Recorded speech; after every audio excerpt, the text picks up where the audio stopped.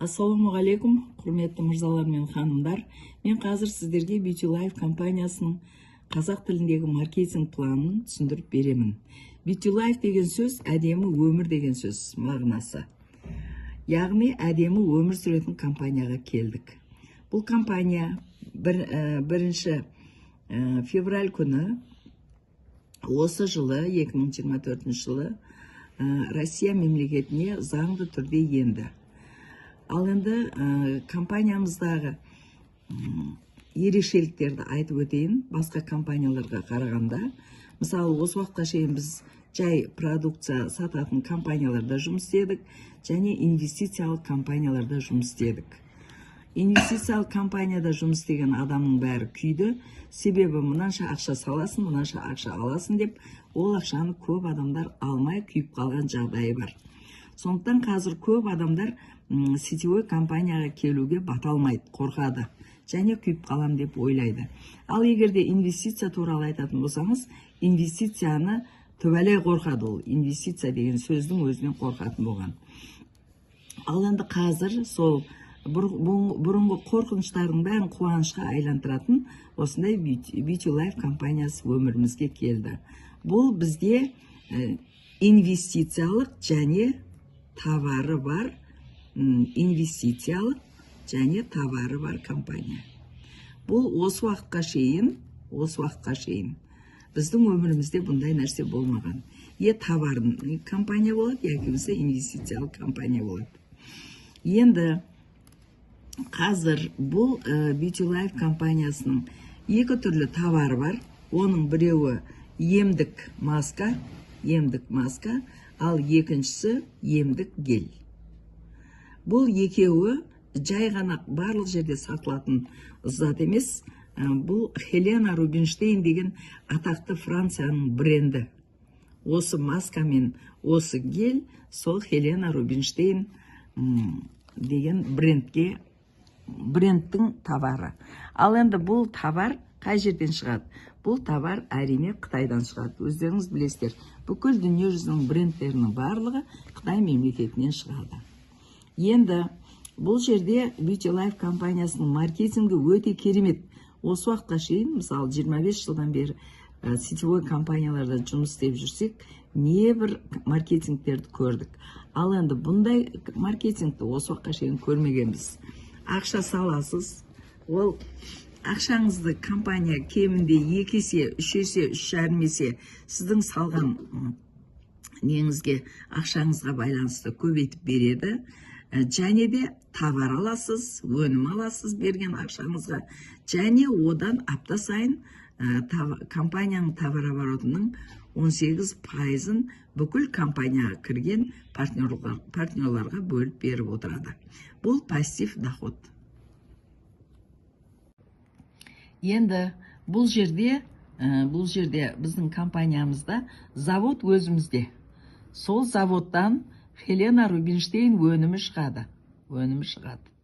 Енді ол заводтың өзінің шығарылған бағасы бар.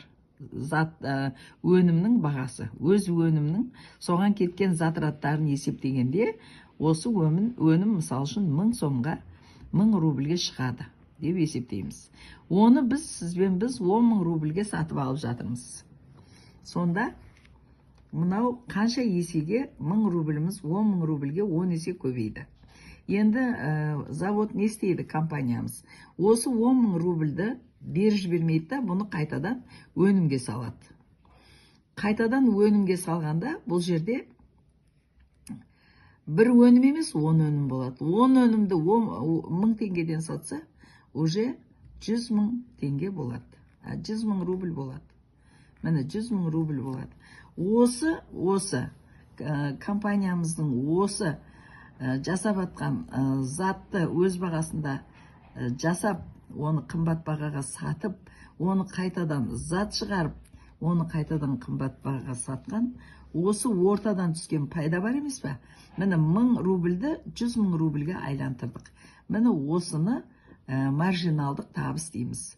Осы компанияға келгелі бері маржинальная прибыль деген әңгімені көп естеміз. Бұл осы нәрсе. Бұл не екен деп ойлап қалмаңыздар. Бұл маржинальдік табыс деген мына осы 1000 рубльді 100 000 рубльге айландырған. Осының ортасындағы табыс. Соны маржинальный прибыль дейді. Енді осының әсерінен біздің компанияда өте көп мөлшерде жаңағы ақша беріледі.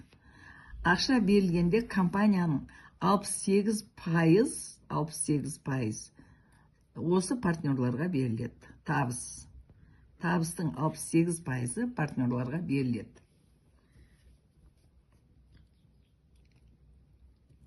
Ең бірінші бұның 18% апта сайын берілетін пассивке беріледі.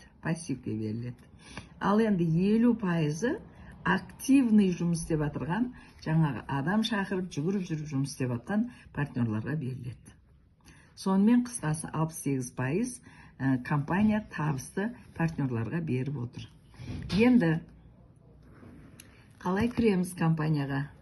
Компанияға 3 түрлі жаңағы ақшамен кіре аламыз. Біріншісі 20 000 рубль,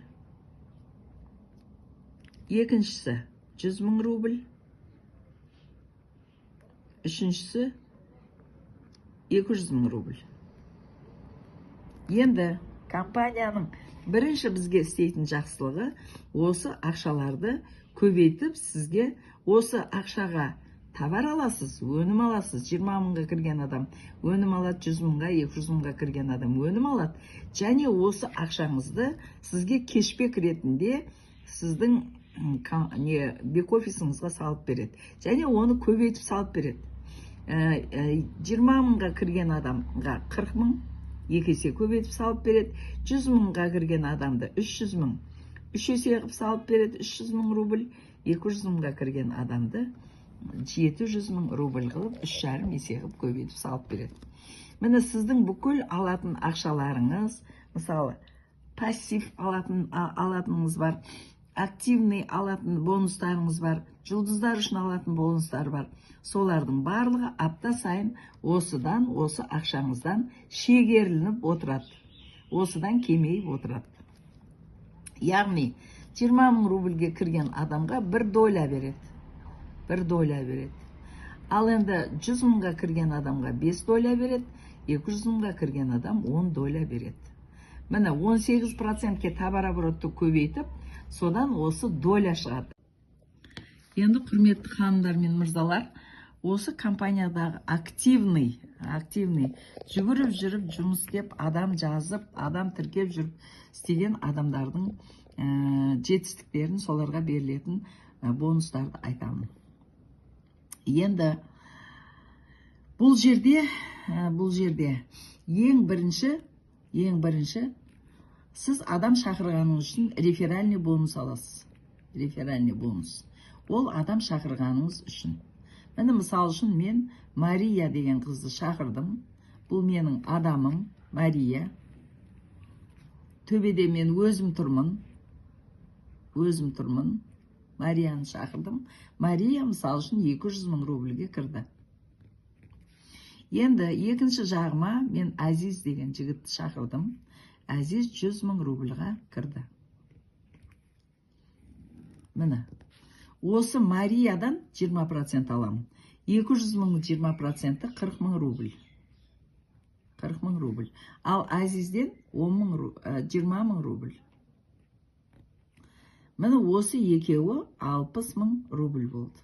Екі адам шақырдым, 60 000 рубль таптым. Енді осы 60 000 рубльді сіздің жаңа бек-офисіңіздағы кешбек салып қойған ғой, базовый ақшамыз деп есептейік, базовый ақша. 40 000, біреуде тұр 40 000. Мысал үшін біреуде 300 000 тұр, біреуде 700 000 тұр. Міне мысал үшін менде 700 000 тұр.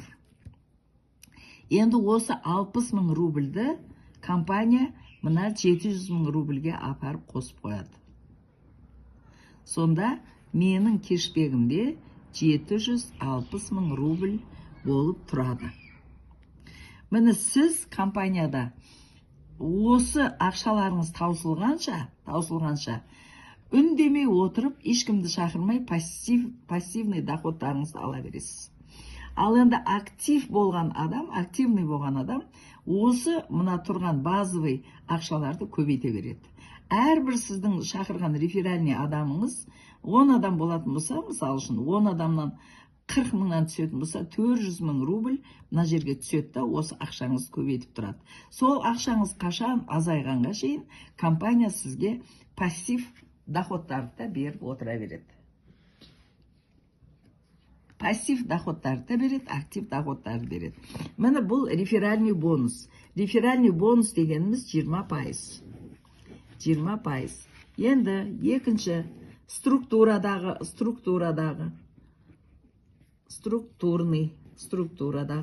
бонус. Ол қалай болады?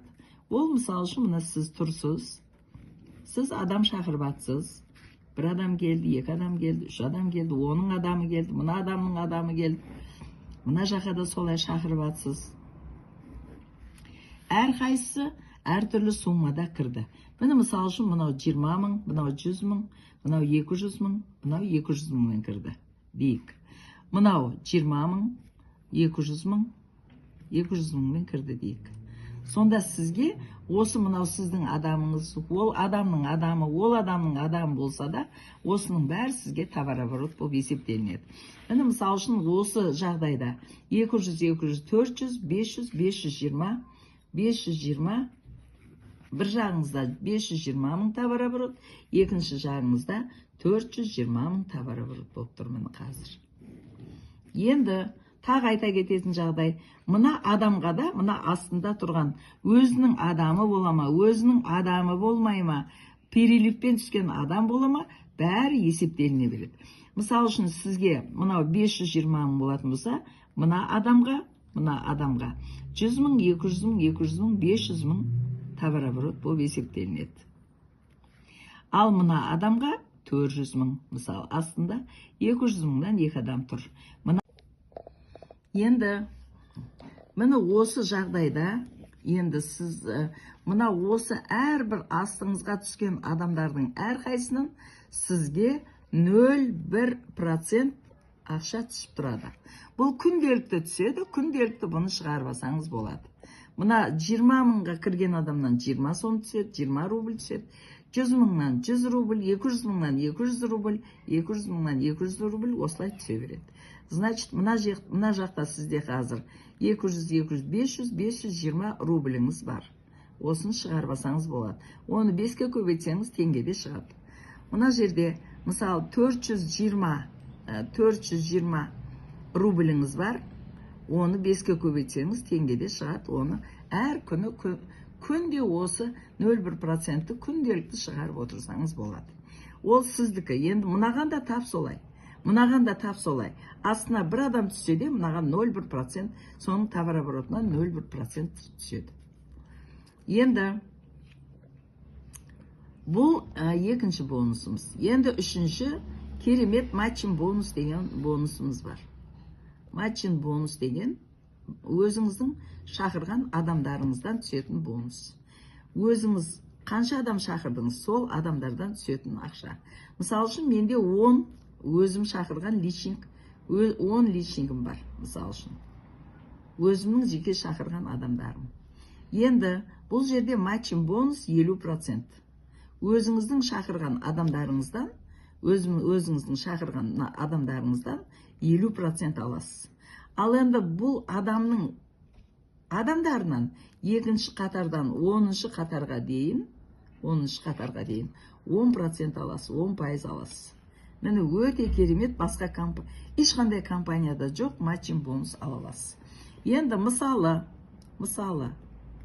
сіздің шақырған адамыңыз, менің бір адам, мысалы, миллионға кірді, сөйтті да осы аптада ол 5250 рубль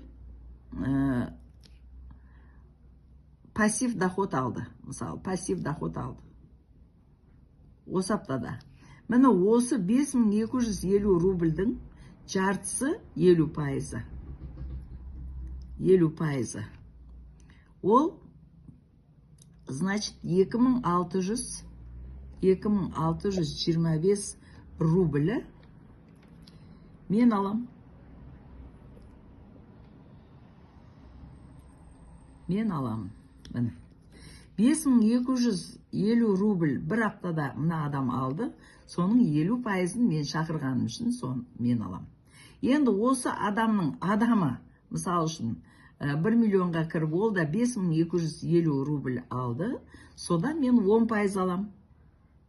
5250 рубльден 525 рубль 10%-ын мен алам. Оның адамынан да 10% алам. Ойдағырда 10-шы қатарға шейін бірінші өзіңіз шақырған адамнан 50%, оның адамдарының барлығынан 10%-дан осындай матчинг бонус алып отырасыз. Бұл өте керемет жағдай. Ешқандай компанияда бұндай нәрсе бізде болған емес.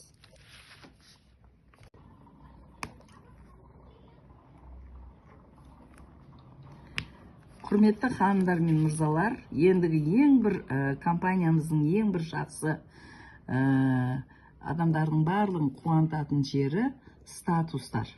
Статус сіздің мәртебеңіздің көтерілуіне байланысты. Сіздің еткен еңбегіңізді марапаттау мақсатында бұл жерде бірінші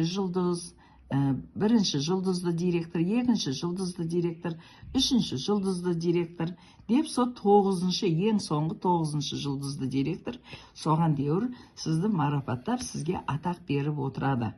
Сіздің еңбегіңізге байланысты. Бұл жерде былай, егерде сіз мына оң жағыңызда 200 000 рубль товарооборот болса, сол жағыңызда 200 000 товарооборот болса, 200 000 рубль, сіз бір жұлдызды директорсыз.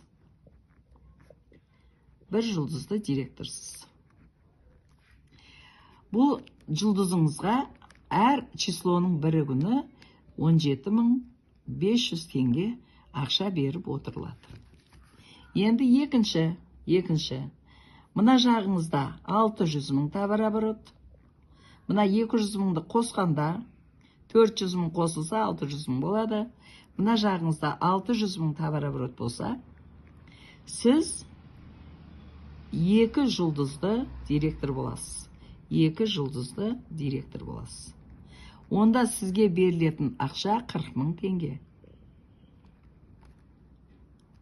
Енді мына жағыңызда 2 миллион товарооборот болса, екінші жағыңызда 2 миллион товарооборот болса, сіз 3 жұлдызды директорсыз. Оған сізге ай сайын бірінші числода 100 000 теңге ақша беріп отырады. Міне осылай кете береді. 4-ші жұлдыз жабасыз, 5-ші жұлдыз, әр жұлдыздың өзінің ақшалары бар. Оны сіздер қазір осы маркетингтен кейін астына мен салып жіберемін. Соған қарап өздеріңіз біле бересіздер. Яғни басқа компанияларда бірінші жұлдызды жауып, екінші жұлдызға өткенде мынаны бір рет береді, екінші рет бермейді. Екінші жұлдыздың несін аласыз, сыйлығын аласыз. А бұл жерде ондай емес. Бұл жерде бірінші жұлдыз жаптыңыз ба, болды. Сол бірінші жұлдызыңыз үшін екінші жұлдызды қосып жапсаңыз да, үшінші жұлдызды жапсаңыз да, төртінші жұлдызды жапсаңыз да, осы ақшалардың бәрін қосып, әр айдың бірінші числосында беріп отырады. Мысалы, бірінші жұлдыз үшін 17.500, екінші жұлдыз үшін 40 000, үшінші жұлдыз үшін 100 000 алдыңыз. 157.500 теңге. Құрметті ханымдар мен мырзалар, міне бұл жерде осындай. Неше жұлдыз жапсаңыз да, әр ай сайын осы ақшаларды беріп отырады.